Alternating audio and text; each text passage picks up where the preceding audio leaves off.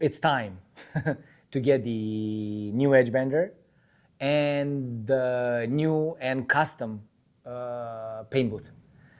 The paint booth is gonna go after the chefla, so it's gonna have 2 rolls, actually 3 rolls, because it's a custom unit. One is gonna be the receiving space for what the chefla will spray, because you're gonna have wet product, wet doors, right, or panels.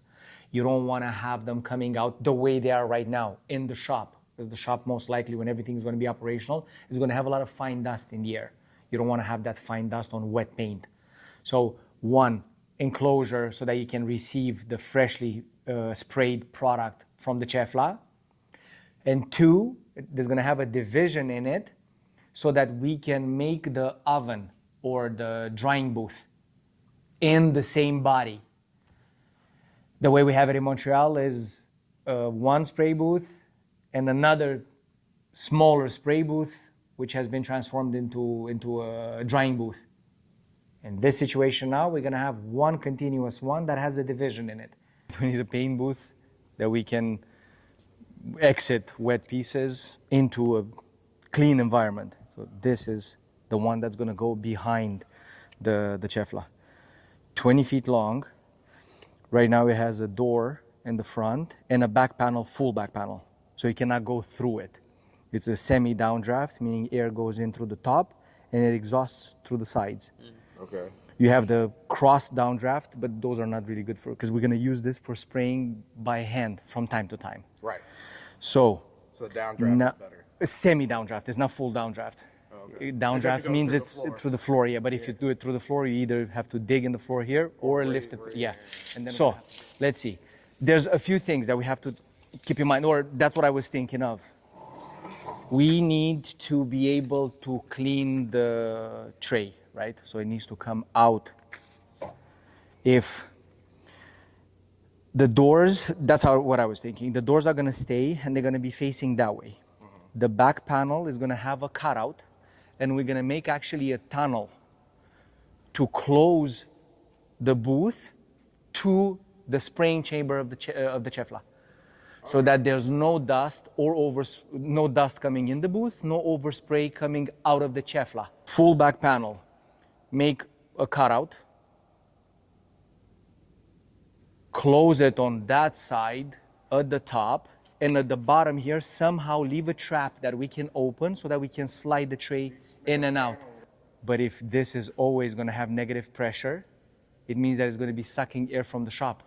Right. You want to suck that air from the shop through filters, not through openings. Right. So this is 12, having the spray booth, drying booth, and the third use for that space, or that spray booth, is going to be whenever I have to spray something by hand, I can spray it in it, as long as the chefla is not operational.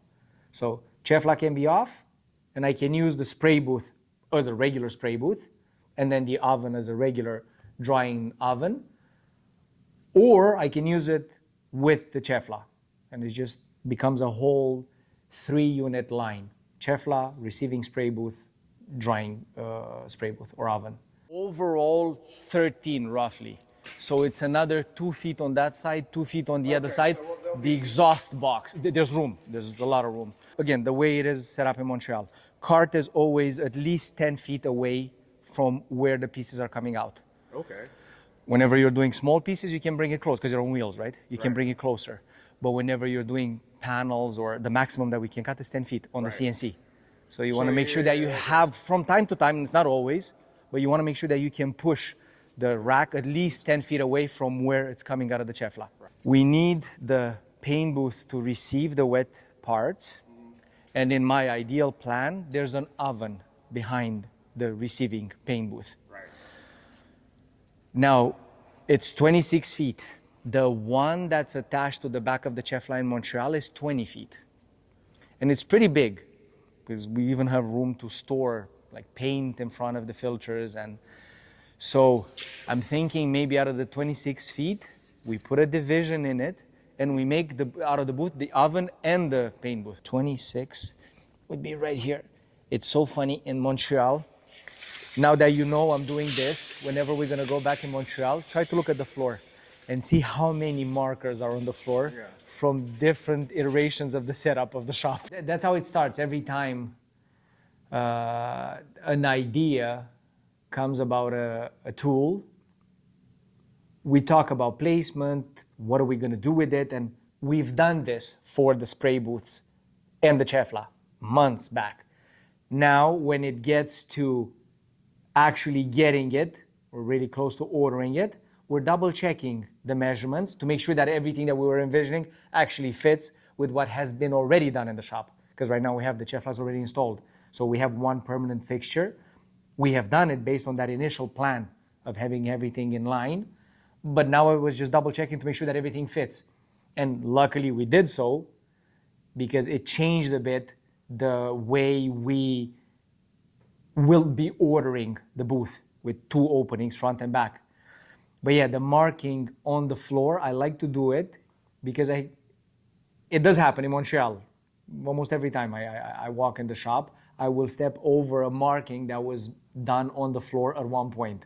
And I go like, hey, that was for where the edge bender used to be. Or, oh, this is where the CNC was positioned for the third time we moved it in the shop.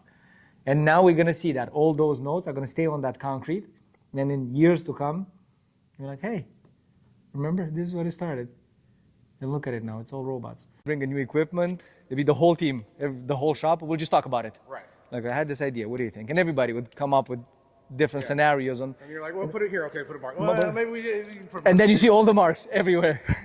You're gonna spray at one rack at a time. You don't need to have multiple in this space. Right. So one rack is being fed, you fill up one. By the time you've finished filling it, and you have to, because in between racks, you have to clean the filters on the Chefla, the tips. You don't continuously spray more than one rack. 11 feet wide, 10 feet long now. This is small. But we can add, because they can be customized. So you see it has 1, 2, 3, 4, 5 sections. We can put sixth and a seventh, whatever. Tier 4, the first one that I have used, the pre-glued edge bending unit, tier 4. Then tier 3 would have been the edge bender that we are using right now in the shop.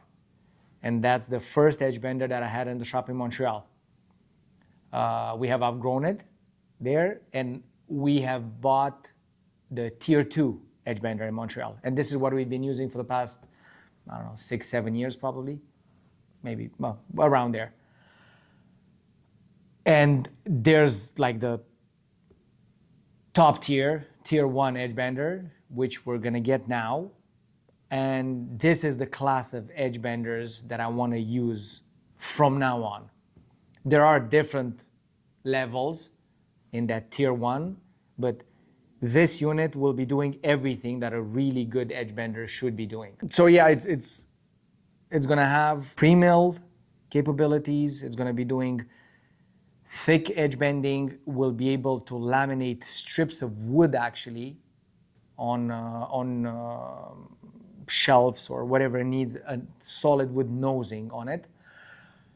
All the trimmers, top and bottom, corner rounding, which is very important when we do pre-finished materials. So it's really only moving the Chefla forward by 4 feet. Which we can, we're just gonna have to put an elbow on the, and I have it actually, on the Chefla. Right, so I was thinking of putting the back of the booth here and then build some sort of a tunnel to keep the air. Just have this come 4 feet into the booth. Yeah, that's it. Just go with the booth here. We lose 4 feet from the space here, but I know it works because that's how it was in Montreal, and it's exactly this Chefla actually.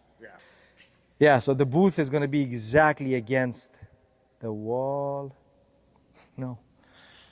We have the exhaust boxes on the sides. Well, I can shorten it, right? We have this. We're really stacked now.